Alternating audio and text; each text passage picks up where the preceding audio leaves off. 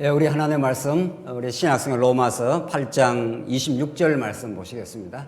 우리 하나님의 말씀, 신약성경 로마서 8장 26절 말씀입니다. 찾으신 줄 알고 봉독 드리겠습니다. 로마서 8장 26절 말씀입니다. 이와 같이 성령도 우리의 연약함을 도우시나니 우리는 마땅히 기도할 바를 알지 못하나 오직 성령이 말할 수 없는 탄식으로 우리를 위하여 친히 간구하시느니라.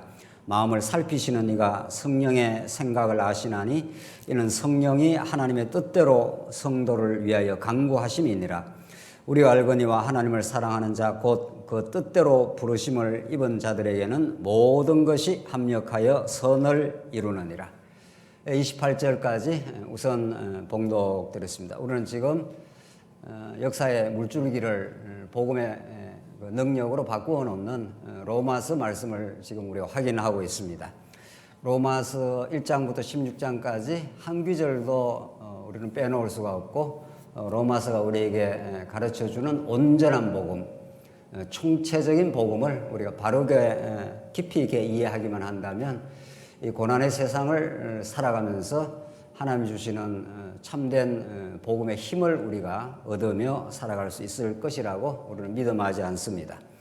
로마서는 여러 차원에서 지금까지 이해가 되어 왔고 우리가 조금 더 로마서를 온당하게 이해하기를 바라는 마음입니다. 중세 천년의 역사를 지배했던 공로주의 로만 가톨릭은 이제 로마서를 완전히 대척점에서 그릇되게 이제 이해를 한 거죠. 인간이 예수만으로 구원 이루는 것이 아니라 선행을 첨가해야 인간의 공로가 추가되어야 하나님 앞에 설 수 있다 하는 그런 공로주의 신학을 전면적으로 부정하고 오직 은혜로만 믿음으로만 우리는 의롭다함을 얻는다. 이게 가톨릭의 그릇된 신학을 정면으로 비판하고 성경의 복음을 드러낸 루터의 이신증의라고 하는 진리의 메시지입니다. 그러나 그런 중요한 이신칭의의 진리가 성경 안에 로마서 안에 들어있는 건 또 사실이지만 이신칭의가 로마서 전체를 아우르는 주제가 될 수 있는가? 이것은 최근에도 여러 학자들에 의해서 문제 제기가 되고 있고 우리는 참으로 이 로마서를 어떻게 보는 것이 합당한가?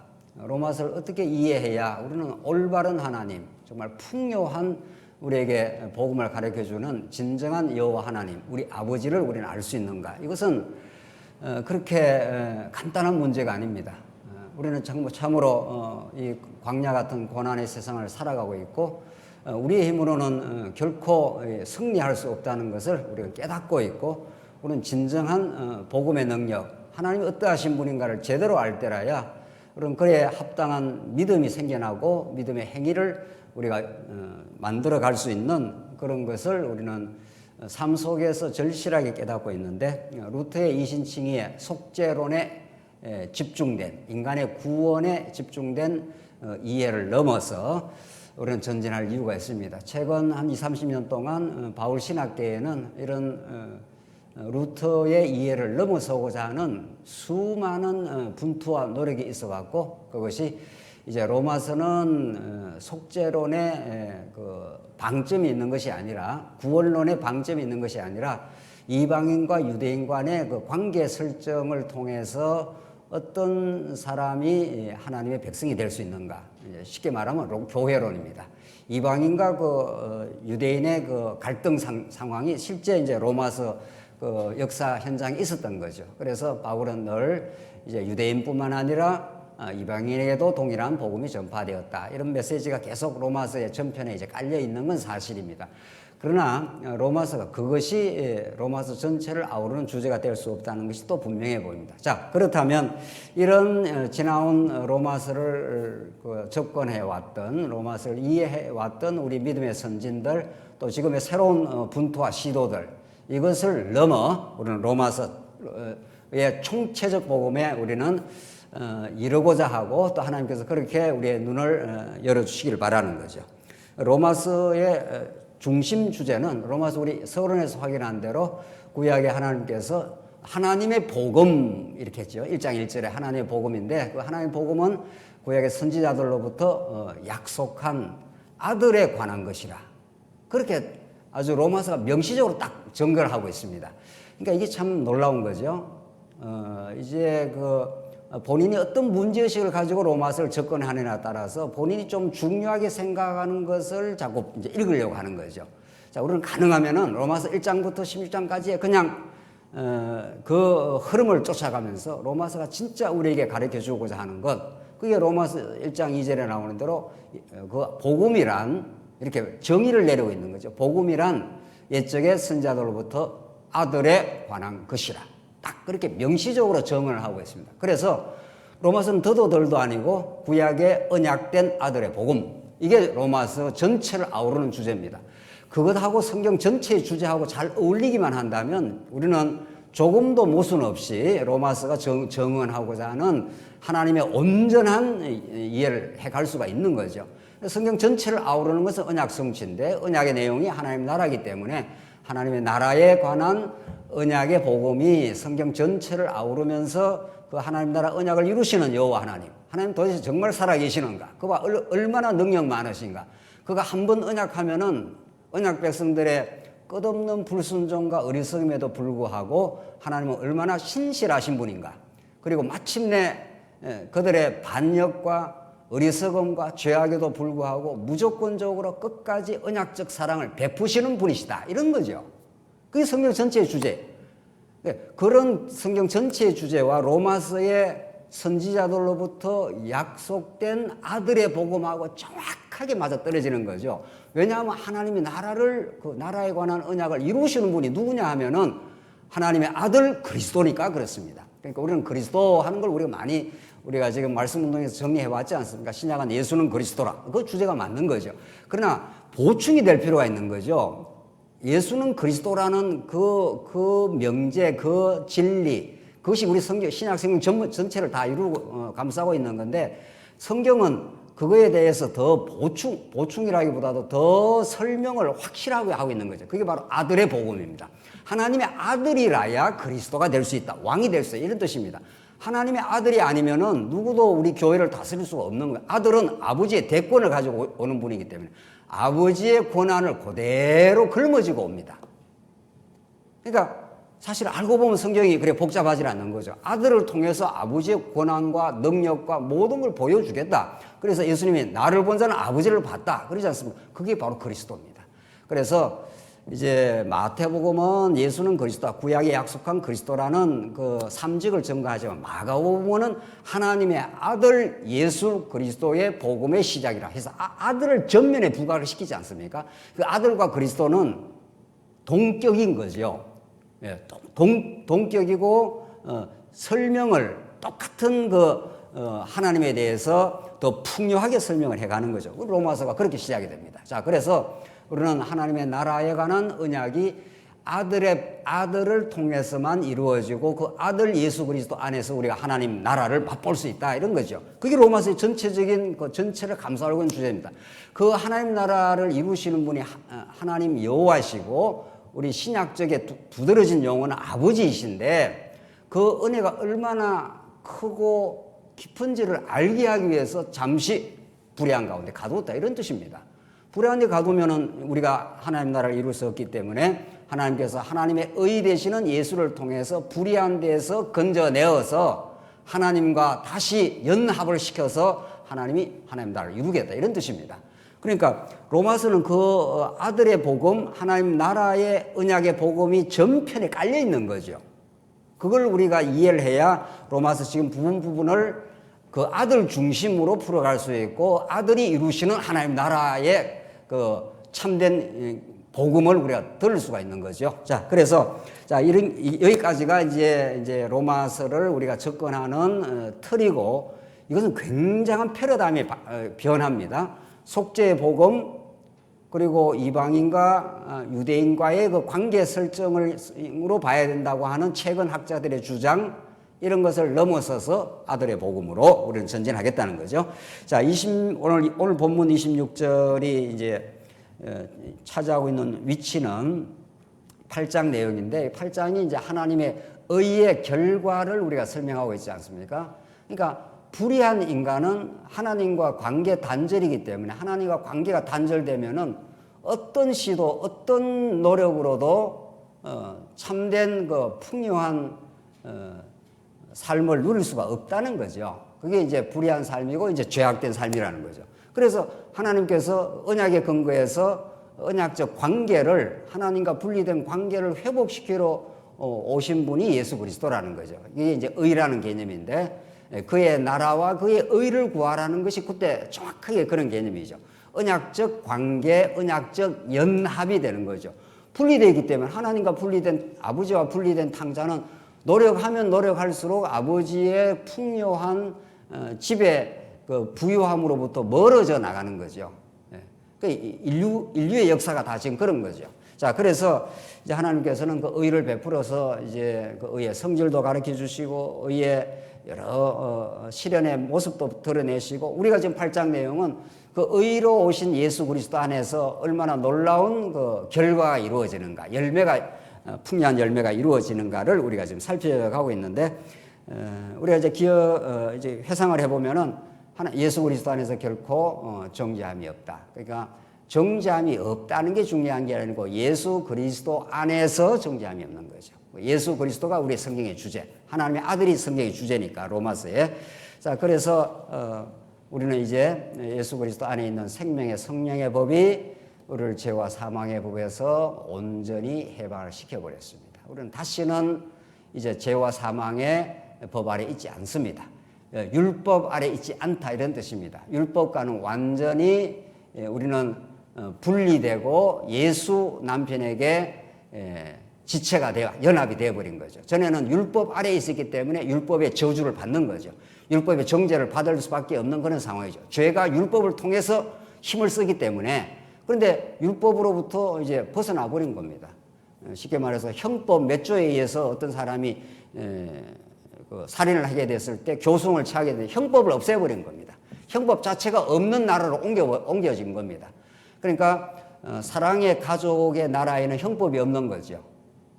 이 세상 나라에는 형법도 있고 잘못하면은 뭐 무기징역도 시키지만은 그런 형법이 없는 나라의 영역을 옮겨버렸다 이런 뜻입니다. 그러면 아무렇게나 살아가느냐? 그게 아니라 생명의 성령의 법이 우리를 해방시켰기 때문에 생명의 성령의 법 아래 있는 겁니다, 이제는. 그래서 이제 율법의 나라로부터 정죄의 나라로부터 해방을 받으면 내 멋대로 산다는 게 아니잖아요. 그러니까 그게 이제 죄에서 자유함을 받으면 그 자유는 사랑의 종이니까. 그렇잖아요. 우리가 예수를 안 믿었을 때는 아무렇게나 다녔는데 이제 예수를 믿고 나면은 사랑의 법에 매여서 주일이 되고 뭐 수요일이 되고 무슨 교회 일이 있으면 그게 매여 있지 않습니까? 그런 뜻입니다. 그게 그 매임이 부자유스럽지 않다 이런 뜻입니다. 왜냐하면 사랑에 매여 있기 때문에 나를 사랑하는 그분의 음성을 따라서 오기 때문에 그게 이제 정죄가 없다 이런 뜻입니다. 그래서 그런 이제 정죄함이 없을 뿐 아니라 하나님의 이제 후사가 되었다, 아들이 되어 하나님이 우리에게 주시고자 하는 가장 아름다운 것, 복된 것을 아무 조건 없이 받게 되었다. 얼마나 영광스러운 지위에 지금 우리가 서 있는가, 얼마나 놀라운 영적인 정체성을 우리가 가지고 있는가. 이게 하나님의 의로 주어진 당당한 특권이고 아들됨이고 공동 상속자고 이제 그렇다는 거죠. 우리 지난 시간에는 자, 이런 아들에게는 그 아들됨의 축복이 얼마나 큰가를 더 절실하고 아버지께로 바짝바짝 다가오게 하기 위해서 고난을 허락하신다는 거죠. 그 고난 속에 달콤한 복음의 깨달음을 얻게 하시고 고난 속에 하나님 나라를 더 절실하게 깨닫게 하기 위해서 이 세상을 광야로 만들어버렸다는 겁니다. 광야로 만들어버렸기 때문에 어떤 시도 어떤 인간의 몸부림으로도 스스로 참 안식, 참 평안, 정말 스윗홈 같은 구약의 성전이 그 집으로 표현이 되는데 우리 집이 좋은 것은 집에 들어가면 모든 찬바람을 막아주고 따뜻한 가족이 기다리고 있고 그런 걸 우리가 꿈꾸지 않습니까? 그런 그 가족이 참 좋은 겁니다. 좋은 건데 그것이 영원한 게 있냐고요. 그게 없다는 겁니다. 그래서 이 땅은 잠시 행복했다가 잠시 평안했다가 잠시 뭐 사업이 잘 됐다가 또 새로운 반전이 일어나고 새로운 어려움에 봉착하고 새로운 도전이 기다리고 있고 코로나가 1년 이렇게 진행되고 있는 중입니다. 이건 우리가 전혀 예상치 못하는 삶의 고난인 겁니다. 만나고 싶어도 못 만나고 어저께 어머님이 전화가 왔어요. 내려오지 말래요. 참 이거 보고 싶고 만나고 싶은 사람을 이게 자제를 해야 되는 이런 어려움이 있는 거 아니겠어요? 이 삶은 그는 우리가 원치 않는 고난으로 점철되어 있습니다. 하나님께서 왜 그러면 그런 고난을 주시는가 하면은 생각하건대 현재의 고난은 장차 우리에게 나타날 영광과 좋게 비교할 수 없노라 하는 우리를 참으로 지키고 사랑하는 분, 그분만을 더 간절하게 바라보게 하기 위해서 바라볼 것이 없도록 자꾸 이렇게 끊어버린다는 겁니다. 그걸 고난이라고 합니다. 내가 의지하거나 내가 기대하거나 내가 충분히 쉬거나 영원히 쉴 만한 쉼터가 자꾸 없게 만들어가면서 전진하게 한다는 거죠. 그러니까 나를 지켜주고 내가 진짜 바라고 진짜 사모하는 대상이 별도로 있다는 걸 깨닫게 하는 게 인생의 역사의 목적인 거죠. 그 목적을 하나님이 이루어가기 위해서 여러분과 저의 삶을 아주 필연적인 코스로 인도를 해 가시는 거죠. 그래서 피조물이 다 지금 신음하면서 고통 가운데 하나님의 아들들이 나타나기를 기다리고 있다는 거죠. 우주가 다 그 하나님의 아들들이 나타나기를, 하나님의 아들로 예수가 등장하셨고 그 아들에게 붙은 바 된 아들들이 이 교회 아닙니까? 교회는 만물의 의미를 의미되게 하는 충만의 핵심이라는 거죠. 그 하나님이 우주를 통치하시되 이 우주 가운데 그 교회를 딱 교회가 하나님의 아들들의 모임이니까 당신의 아들들을 딱 중심에 두고 역사를 지금 진행하고 있습니다. 우리는 뭐 깊이는 몰라도 코로나의 1년의 세월 더 얼마나 가야 될지 모르는 이런 세월들이 한국 교회를 더 크게 말하지 말고 여러분과 저를 더욱 진리 안으로 하나님만 바라보기, 그러니까 주 바라기 만들어가는 하나님의 역사입니다. 이건 틀림없습니다. 여기에 대해서 조금도 성경은 어김없는 진리를 지금 정언하고 있습니다. 하나님 그렇게 이스라엘 백성을 사랑하시는데 광야를 만들어 놓고 돌리는 거 아니에요? 위만 바라봐. 하늘에서 만나가 떨어지기만 바라봐. 이런 뜻이란 말이죠. 자, 그래서 우리는 지난 시간 그런 고난 속에 오히려 보이지 않는 소망을, 고난 속에 하나님의 도우심을 더 절실하게 깨달아 가라. 오늘 26절은 이와 같이 성령도 우리의 연약함을 도우시나니 이렇게 나옵니다. 자, 8장 전체가 우리는 성령론이라고 우리가 처음에 시작을 했지 않습니까? 8장 전체가 이미 이루어진 예수 그리스도 안에 이루어진 하나님 나라의 복음, 그 축복을 성령께서 오셔서 이제 우리를 하여금 깨닫게 하시고 우리를 하여금 누리게 하시고 우리를 하여금 기도하게 하시는 그 모든 역사는 하나님이 보내시는 영, 진리의 영, 아들의 영, 성령의 역사라는 거죠. 그게 이제 오늘 8장 앞에서부터 계속 생명의 성령의 법 했기 때문에 오늘 26절 보십시오. 이와 같이 성령도 우리의 연약함을 도우시나니. 성령이 우리의 연약함이라고 되어 있지 않습니까?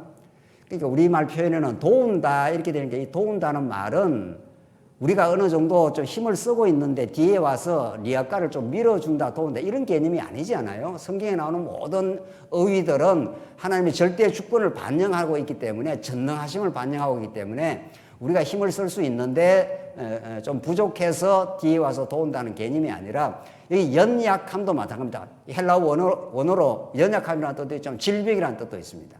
그러니까 질병에 걸리면 힘을 못 쓰는 거죠. 무능합니다, 사실은. 이때 연약함이라는 건 육신의 연약함을 말하지 않는 거죠.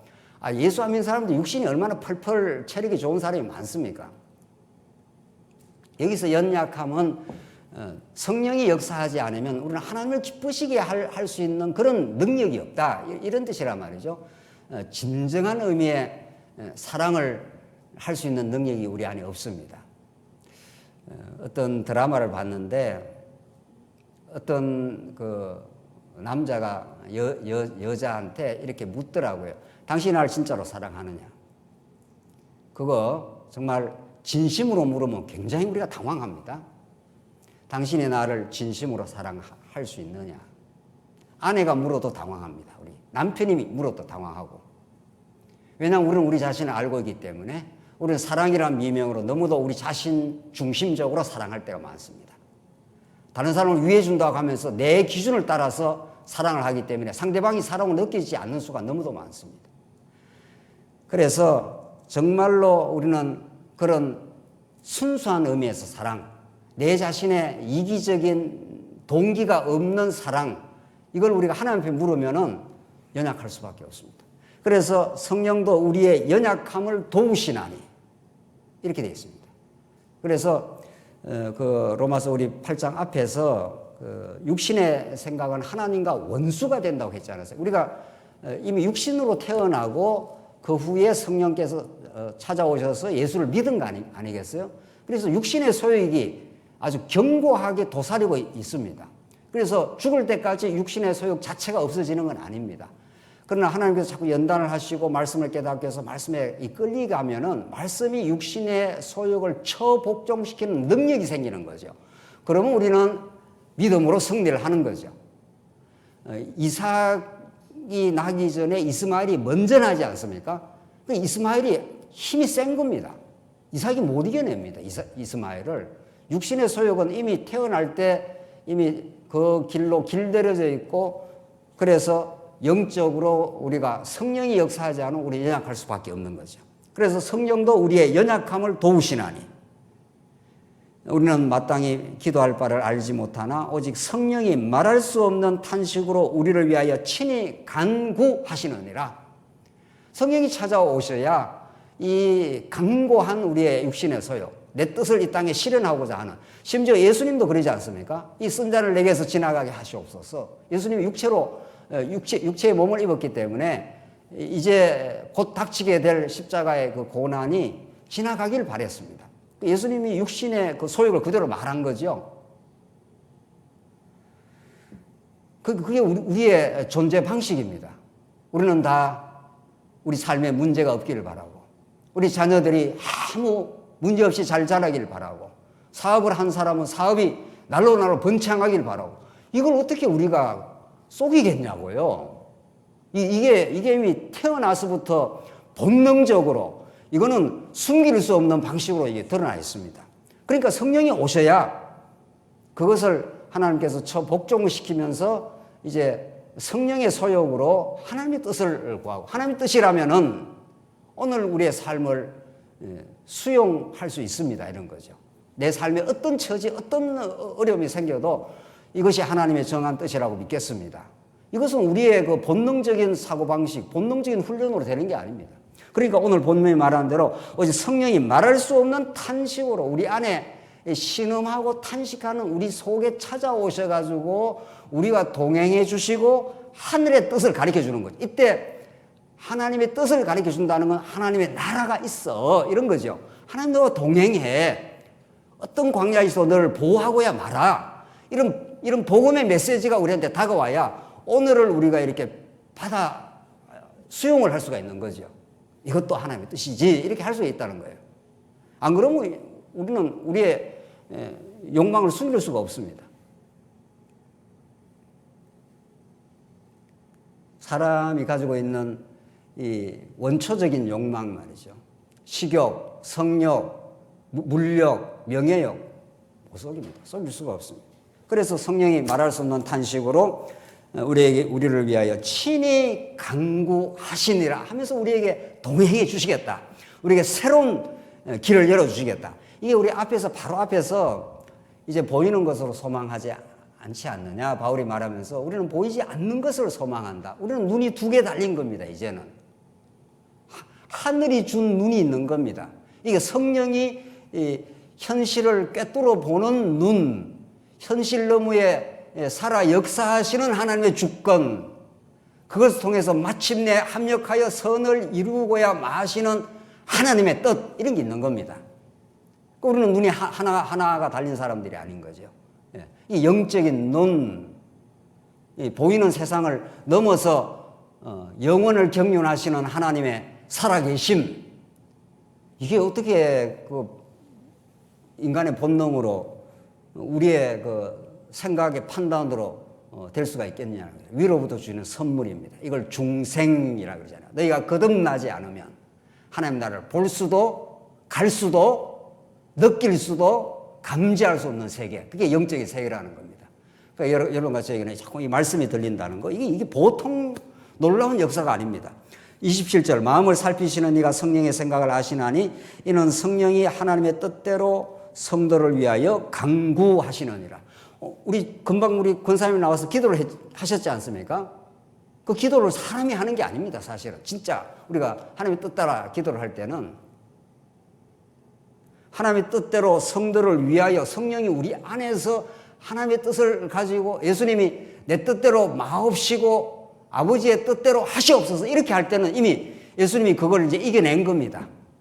이 고난의 쓴 잔, 이 쓴 잔이 피해 나가길 바란 거죠, 예수님마저도. 그러다 예수님은 하나님의 뜻을 온전히 100% 알고 있었기 때문에 그 십자가를 이제 받아들이는 거죠. 그 쓴 약을 달게 먹는다는 말이 있습니다. 쓴 약, 한약 옛날에 참 썼지 않습니까?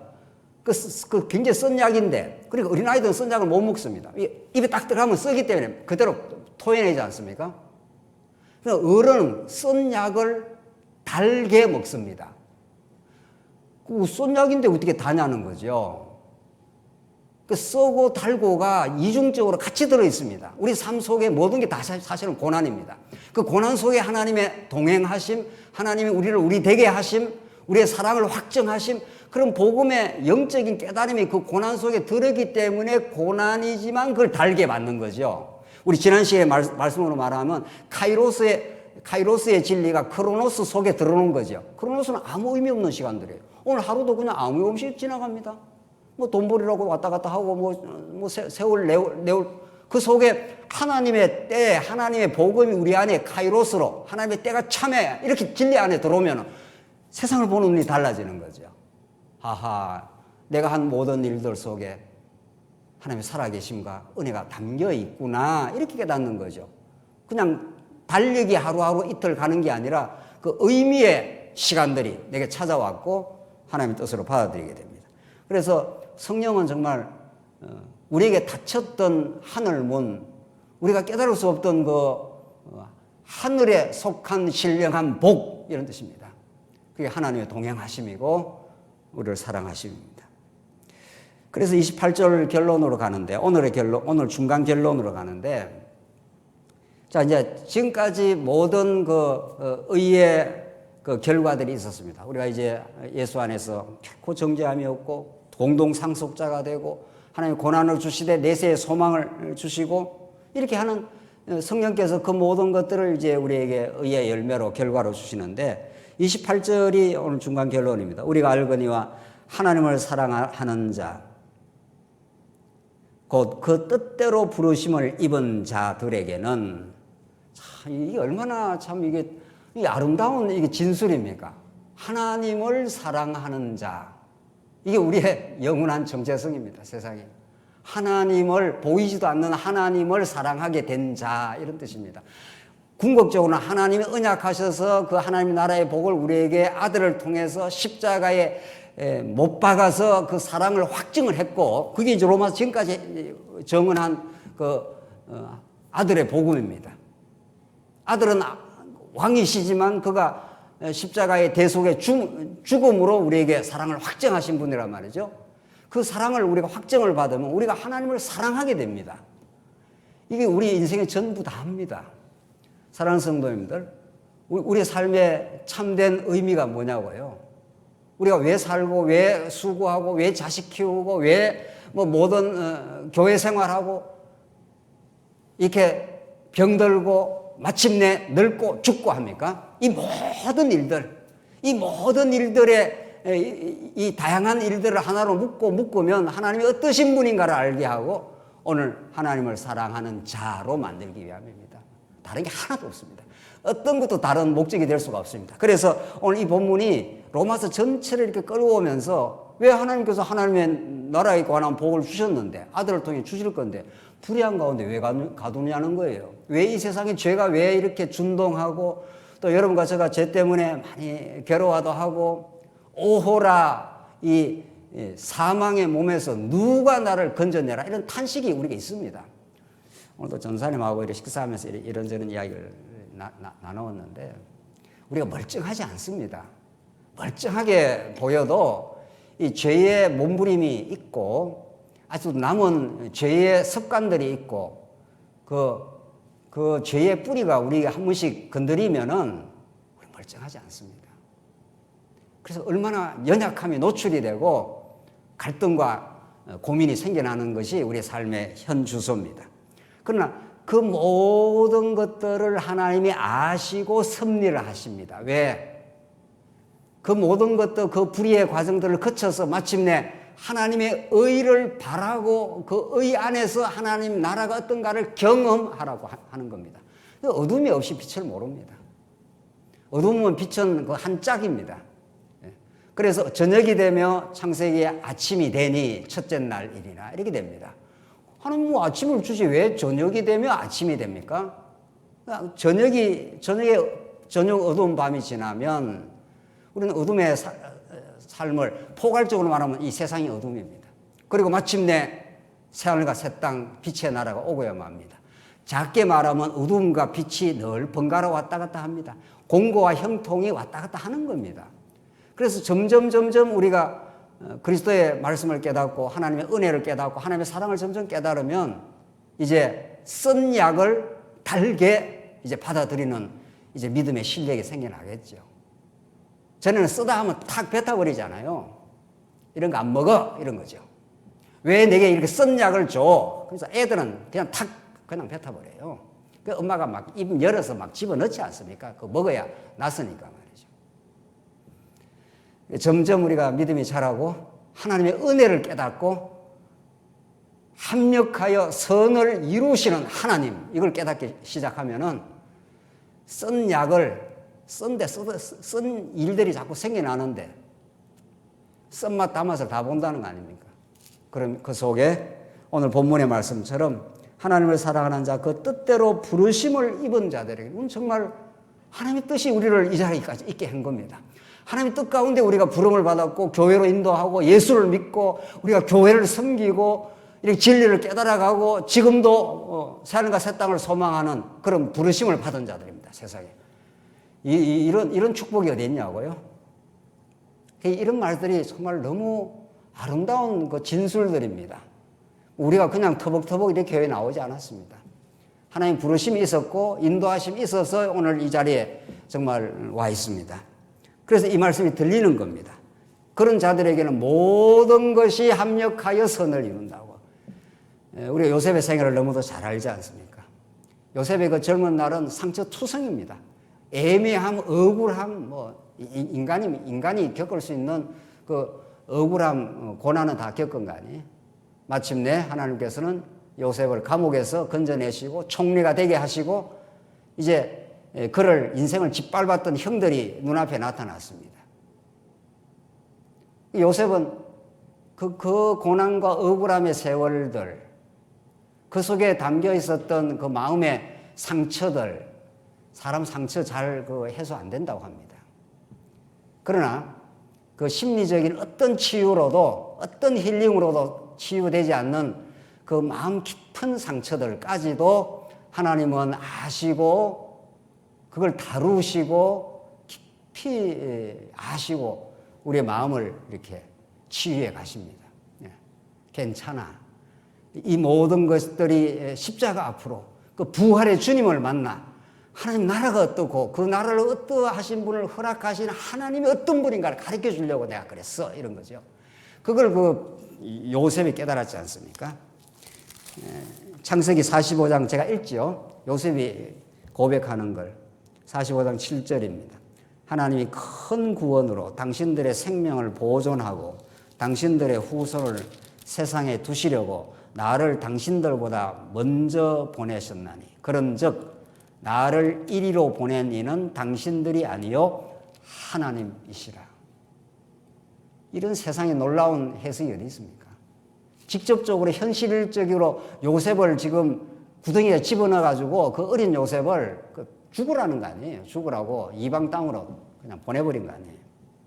근데 그 모든 그 고통과 상처들, 그것들을 이제 씻어내고, 이렇게 하시려고 이 반전의 놀라운 드라마 같은 역사를 만들어내시려고 하나님께 이렇게 하셨구나. 이렇게 요셉이 그 총리의 자리에서, 여러분과 저는 총리보다 더 특권적인 하나님의 아들의 자리에 하나님이 서게 하셔서 지난날 어떤 걸 겪었어도 상관없다는 겁니다. 그 모든 것들이, 그 죄악의 몸부림들이, 우리의 부족함, 우리의 그 자괴감, 우리 자신에 대한 그 실망, 이 모든 것들을 합력해서 오늘 요셉의 고백처럼 나를 이리로 보낸 이는 당신들이 아니요 하나님이시라. 하나님이 나를 바로에게 아버지로 삼으시고 이 온 집의 주로 삼으시며 애굽 온 땅의 통치자로 삼으시려고 합니다. 이게 메시아 사건이에요. 이게 사실은, 이게 직접적으로는, 궁극적으로는 이게 그리스도가 하나님 보좌를 버리시고 이 땅에 가장 낮고 천한 곳에 오셨지만은 그를 하나님께서 높이시고 만왕의 왕이 되게 해서 하나님 보좌 우편에 앉으신 사건에 대한 예표적 사건 아니에요. 그 예수께 붙어서 우리가 그런 영광스러운 존재가 된 겁니다. 어떤 세상의 권세도 명예도 권력 어떤 것도 이 예수 안에 주어지는 하나님 나라의 신령한 복과 비교할 수 있겠냐고요.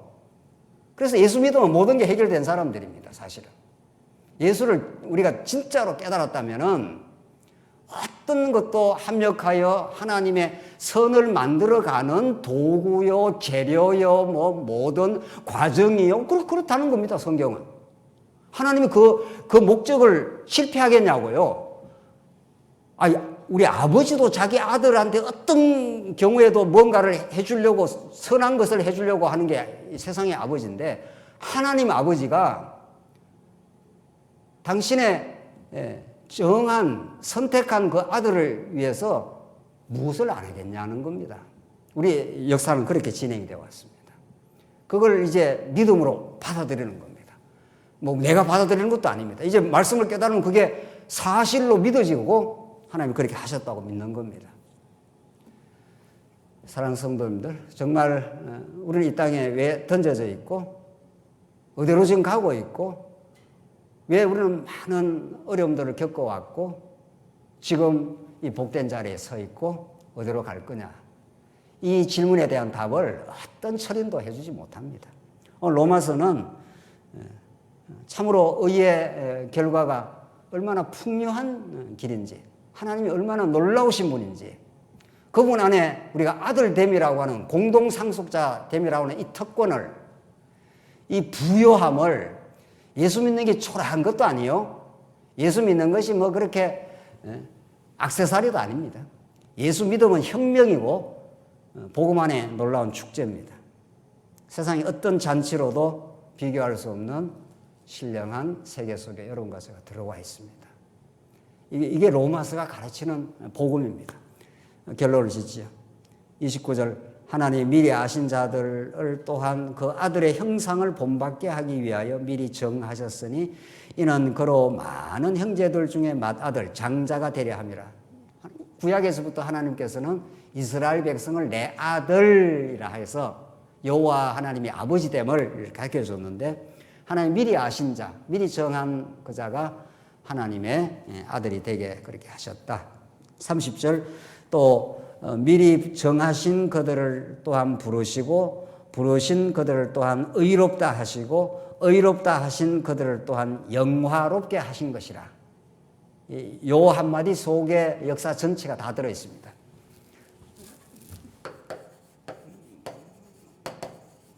미리 정하신 자들을 부르시고 부르신 자를 의롭다 하시고 의롭다 한 자들을 영화롭게 함. 하나님이 이 목적을 향해서 이렇게 정하신 하나님이 이렇게 착착 지금 진행시키고 있습니다. 이 언약적 이 여정을 하나님께서 실패하지 아니하시고 이걸 그대로 이루시는 여호와 하나님이십니다. 그 여호와 하나님의 영광스러운 능력과 은혜를 우리에게 가르쳐 주기 위해서 하나님은 아담과 하나님의 나라에 관한 언약을 맺으시고 그 언약을 이루시는 주체로 아들을 보내신 겁니다.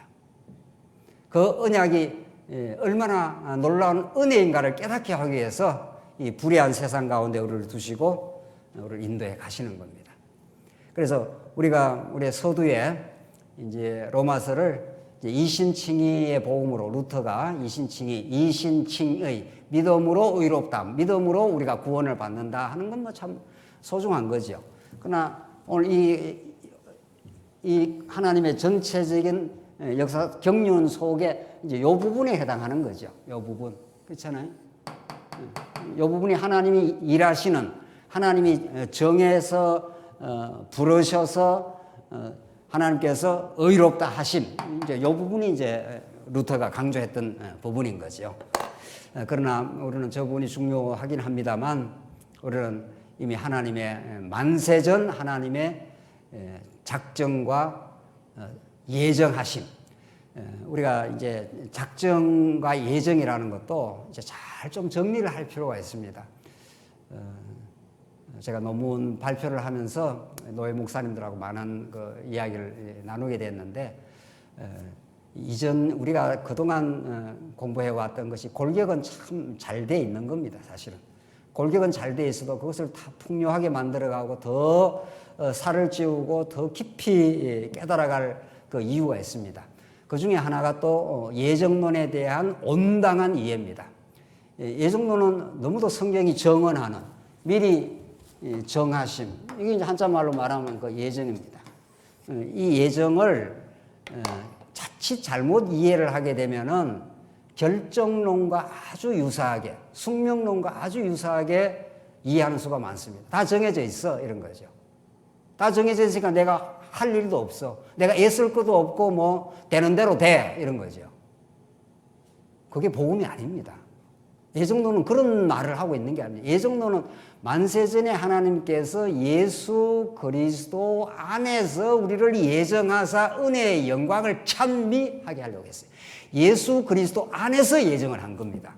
그러니까 예수 그리스도를 그 예정의 그 내용으로서의 예수 그리스도를 하나님께서 염두에 두시고 예수를 보내시고 예수 안에서 우리를 부르시고 의롭다 하시는 거죠. 그렇게 안 하고 그냥 뼈대만 예정하신 대로 된다. 그래서 모든 게 다 작정대로 된다 하니까 모든 무장 해제가 딱 돼가지고 어떤 것을 안 해도 그냥 뭐 예정대로 된다는 거예요. 그게 아니에요. 우리는 예수 안에 있기 때문에, 예수 안에 예정되어 있기 때문에, 예수의 은혜 속에 있기 때문에, 예수 그리스도가 우리의 참된 도피성이 되어줬기 때문에 그 은혜와 그 사랑의 감동이 계속 있는 겁니다. 우리가 예정론을 제대로 깨달으면, 예정론은 언약의 방식으로 이루어지는 건데 예정론이 결정론이 아닙니다. 숙명론이 아니라고요. 숙명론은 아무런 어떤 일에 대해서 의미를 깨닫지를 못합니다. 다 예정대로 됐어. 뭐 내가 노력한다고 돼, 안 한다고 돼, 뭐 이런 식이 돼요. 그거는 자기 방기입니다. 자기 방종이지 예정론은 아니에요. 예정론은 예수 그리스도 안에서 우리 죄인을 구원하사 부르시고 우리를 의롭다 하시고 그 크고 놀라운 은혜를 날마다 깨닫게 하시는 예수 그리스도 안에서의 생명의 예정이 되어 있는 거죠. 그 모든 게 의미가 있습니다. 합력하여 선을 이루시는 하나님의 뜻이 자꾸 깨달아지고 그 은혜와 사랑이 깨달아지기 때문에. 자, 오늘 이 본문이 마지막으로 어디로 갑니까? 오늘 우선 결론으로 가자면 로마서 마지막 8장 39절에 높음이나 깊음이나 다른 어떤 피조물이라도 우리를 우리 주 예수 그리스도 안에 있는 하나님의 사랑에서 끊을 수 없느니라로 가지 않습니까? 로마서 오늘 이 예정하시고 부르시고 의롭다 하시고 마침내 우리를 영화롭게 하나님과 영원히 누리게 할, 그것은 결국은 하나님의 사랑의 줄에서 우리를 끊지 못한다고 하는 하나님의 사랑으로 귀결이 되잖아요. 그러니까 예정론도 자꾸 주권만 강조하는 예정론은 뭐 주권이니까 어쩔 수 없다는 거죠. 어쩔 수 없다고 이렇게 자꾸 고백이 나오는 게 아니라 하나님이 예정을 했기 때문에 너무도 감격스럽고 너무도 하나님의 은혜 속에 살고 있습니다. 오늘 하루의 삶이 당신의 주인됨을 우리가 느끼고 발견하고 살아가고 있는 중입니다. 우리 스스로는 누릴 수 없는 하나님 나라를 아들을 통해서 주셔서 감사합니다. 이렇게 되는 거죠.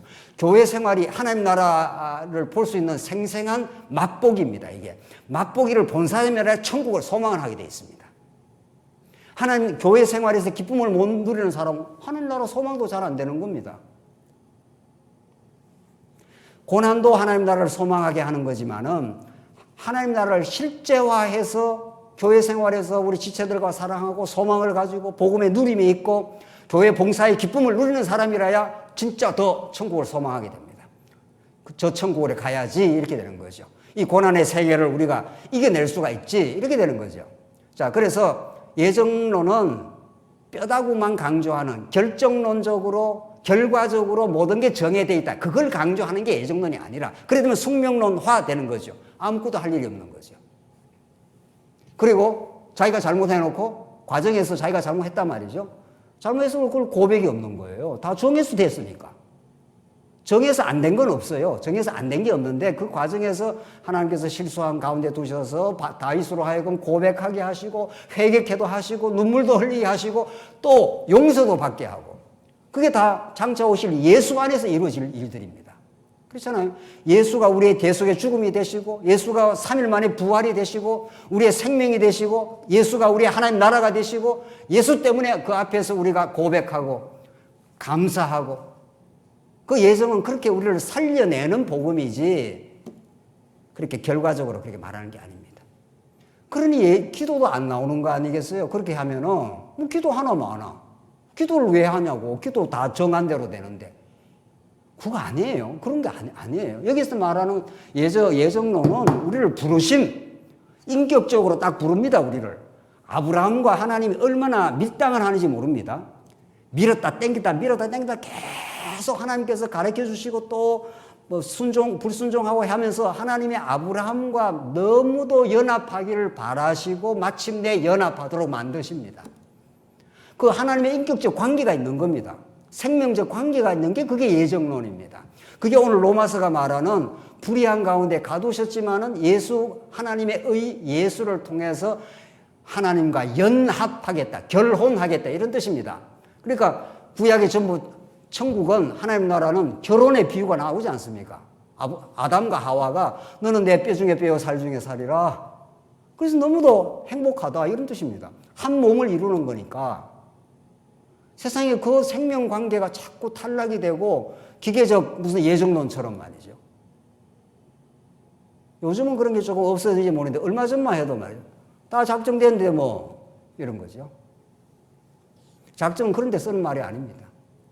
작정 그렇게 쓰라고 쓰는 말이 아니라 진짜 하나님께서 주권적으로 작정을 하시되 예수 안에서 예정하셔서 우리를 하나님의 사람으로 부르시고 의롭다 하시고 영화롭게 하실 그 하나님의 은혜와 사랑 줄에서 누가 우리를 끊을 수 있겠는가? 하나님 우리를 위하시면 누가 우리를 대적할 수 있겠는가?